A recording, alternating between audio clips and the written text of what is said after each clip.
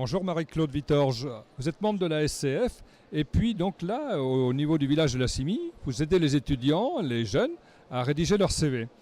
Alors tout d'abord, quelles sont les questions qu'ils posent le plus fréquemment? Alors, les questions les plus souvent rencontrées sont est-ce que je dois mettre ma photo ou pas? Est-ce que je dois mettre tous mes diplômes? Comment est-ce que je dois écrire mon CV? Donc, en général, ils arrivent et ils ont fait un brouillon de CV.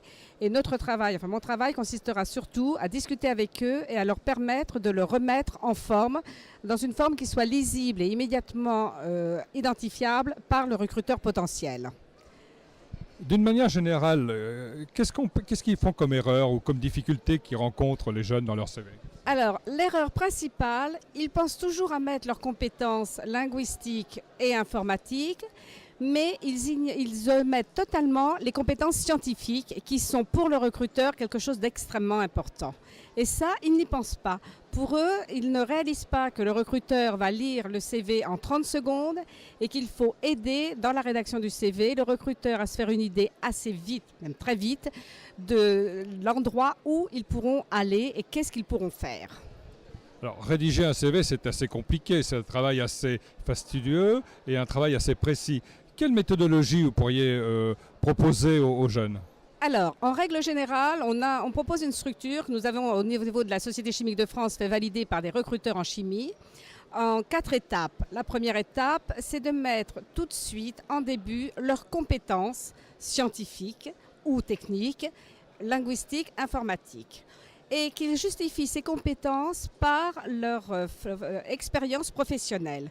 Donc leur expérience professionnelle, ils vont l'acquérir au niveau de leur stage. Et là, à ce moment-là, il faut qu'ils nous justifient les compétences qu'ils auront indiquées par les stages qu'ils auront fait, une petite ligne sur qu'est-ce qu'ils ont fait pratiquement dans leur stage.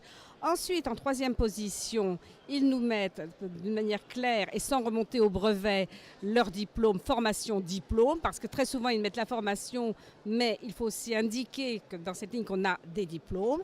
Et en dernière, toujours en rétrochronologie bien sûr, et en dernier, quelque chose qui puisse éclairer le recruteur sur leur personnalité par ce qu'ils auront fait extrascolaire.